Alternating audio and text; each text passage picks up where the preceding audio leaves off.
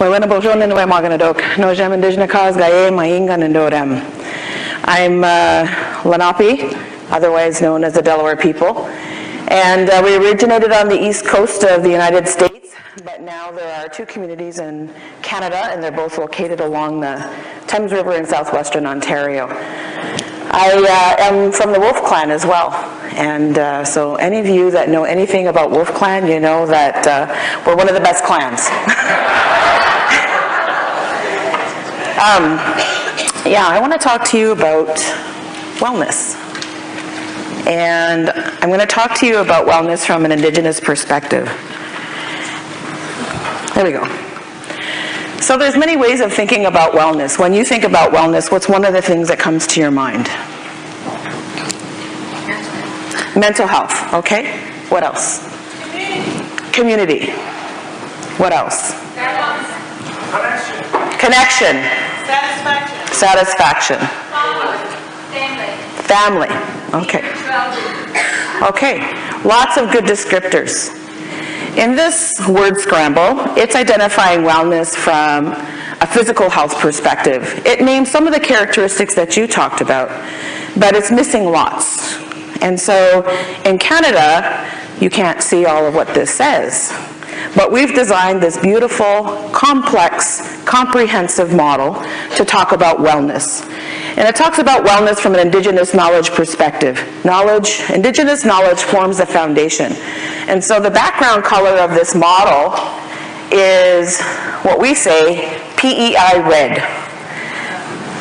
It's the red color of the earth to represent the red color of man, of human beings.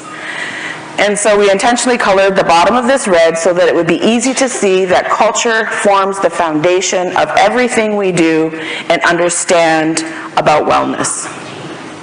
So this model, it talks about the key drivers of wellness, facilitators of wellness, is family, community, and clan.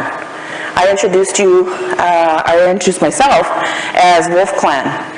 And that tells a beautiful story about our connection and our place, our characteristics, our personality, our gifts, and our way of living, our roles and responsibilities on this earth. So it then should tell us that our connection to creation is vital, critical, significant, and important for our wellness. And then it goes on to talk about wellness across the lifespan, across all of the different ways that people come into services through institutional care. We have more kids in the child welfare system in Canada today than we ever had in the residential school system. We have 4% of the population in Canada is an Indigenous population, but we're about 90% of people incarcerated in the justice system. We have, in this model, it talks about all of the different ways and the different needs that we have as Indigenous people around wellness. And then it identifies the essential basket of services that we all talk about. It implicates many players in addressing mental wellness, facilitating mental wellness. And we also know that in this model, Indigenous knowledge forms the foundation. And if we don't articulate what that vision is, yesterday we heard about it's important to define the concept. And so in this model, it identifies measurable outcomes. Outcomes of hope, belonging, meaning, and purpose, and that every one of those outcomes have measurable indicators. So if we don't know where we're going and what we hope to achieve with wellness, it's hard to get there. And our vision is often focused on deficits. And when we just focus on deficits, we miss the strengths of the people. And so that's the first paradigm shift that I want to tell you about. We have to move from this narrow focus of inputs based on deficits to a broader focus that focuses on outputs for families and communities based on strengths. And our knowledge base as Indigenous peoples comes from our creation story. You heard Elder Woody talking about creation story when he opened up our session yesterday. Our creation story is the foundation of our evidence base. It's a pattern that has been continuous, repetitive, across all times, across all generations of people on this earth. And it's still relevant today. Our story says that there's an answer for wellness, to sustain wellness, promote wellness, across every generation, across every point of our lifespan, and that change is a reality and change is possible. We've relied on evidence, however, that's absent of Indigenous worldview, Indigenous values, and Indigenous ways of doing things.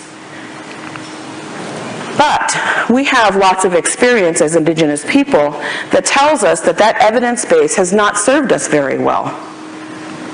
We have access to Indigenous knowledge. It's still firmly planted in this earth across this country, as it is across all Indigenous populations of this world. We have a way of knowing. We have a formal education system. We have a formal process for validating scope of practice, for validating the best ways for promoting wellness. And it comes from our sacred lodges across this land. Every culture of people, despite colonization and oppression, still have access to this knowledge base. It's alive and it's well. It makes a difference. But we also know that the paradigm shifts that I'm talking about, moving from a deficit focus to a focus on strengths, moving from a focus on inputs for individuals and ignoring outcomes for families and communities, has been a continuous drain of our investments. We haven't seen the results. We haven't seen a significant enough change in the wellness of First Nations people, of Indigenous people. And so we have to think about what's going to stop that drain on our investments and get us what we need. From a focus on inputs for individuals to a focus on families and communities. Again, we get to a place that our vision takes us to. So if we don't have a vision about hope, belonging, meaning, and purpose, if we don't have outcomes that are defined based on Indigenous knowledge, rather than an adaptation of Western ways of knowing, then we can only get so far, but we're never going to achieve the wellness that we hope to see. So it's a good thing that people can change, just like the phases of the moon, just like the generations of people that have been on this earth. We've seen change over time. And the change that we need today to ensure that we are making a difference for wellness of Indigenous peoples is that we have to change the way we think.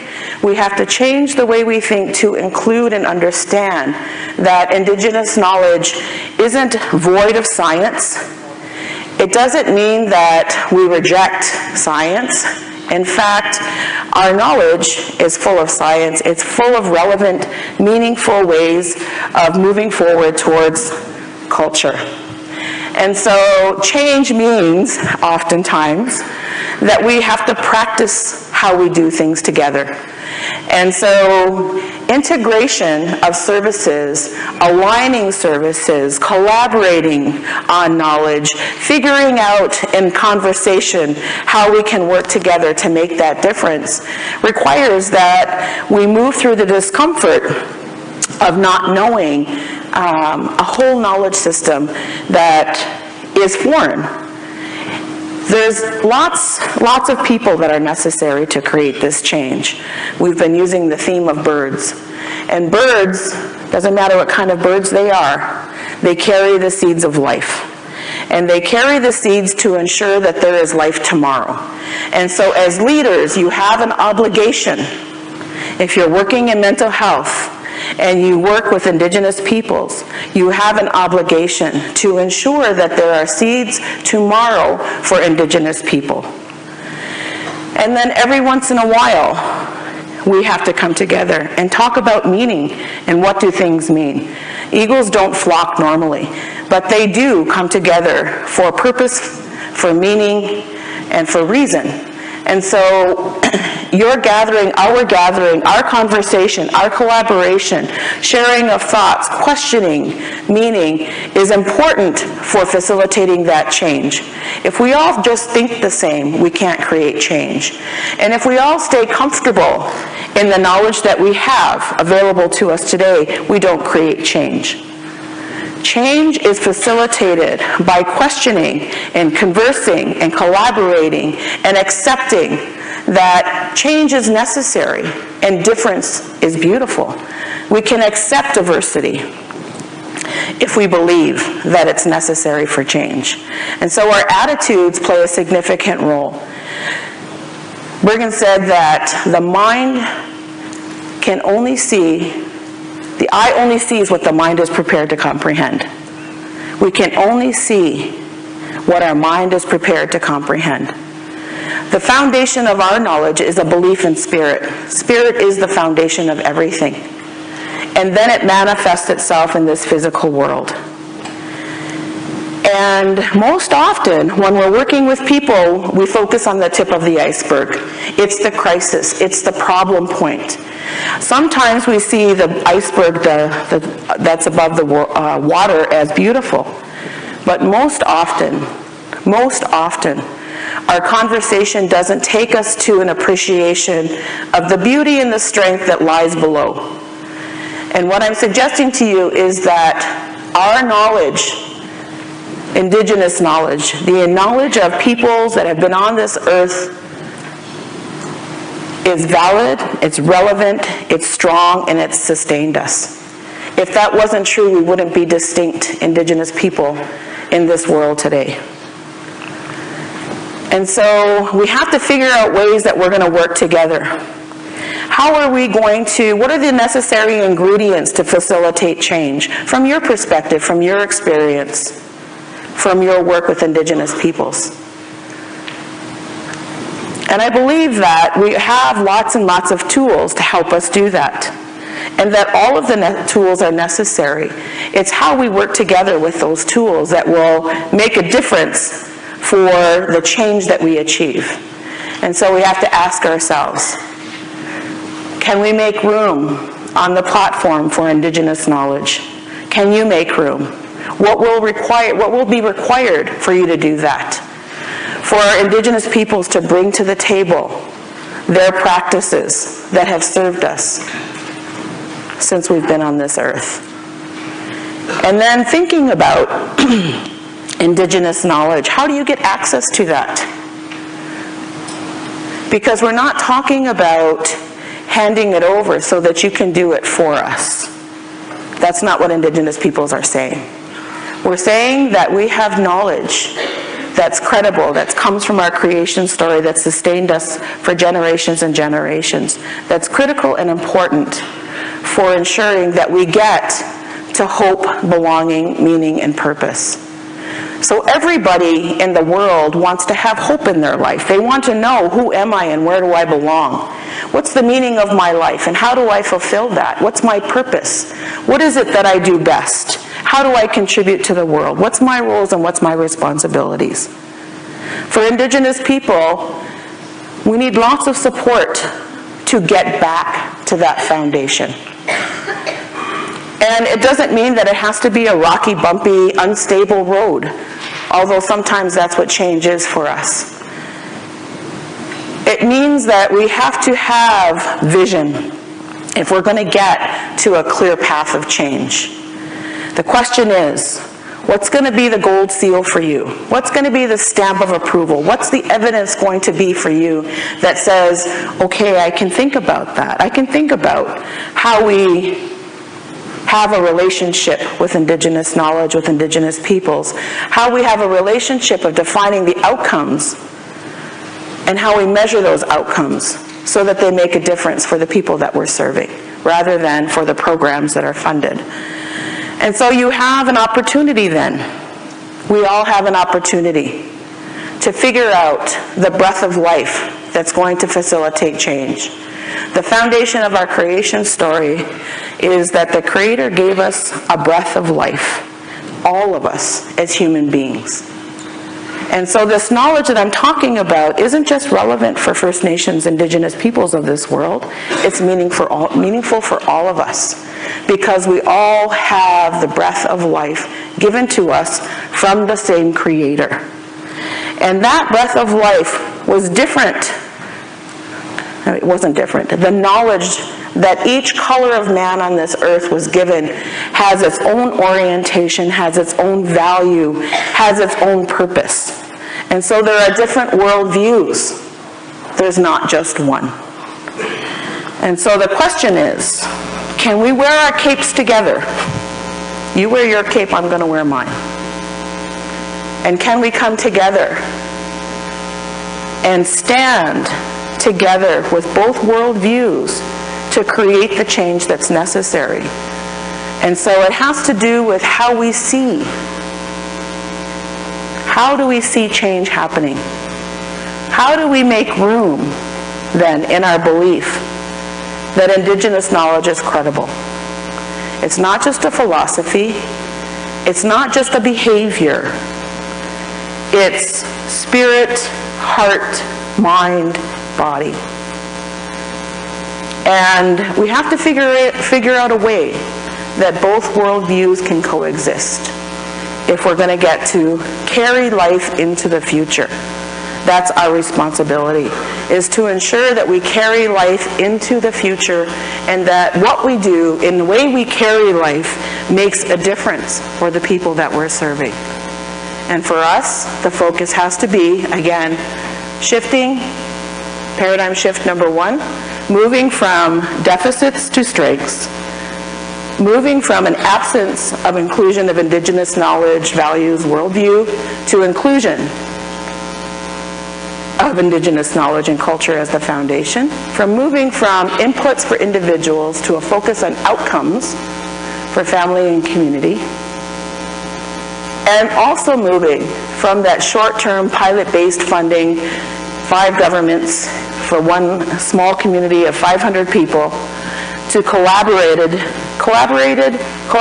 yes, there's the word, collaborative, integrated, flexible funding arrangements that are long-term and sustaining. I really liked the presentation yesterday about complexity, because capacity has to match complexity.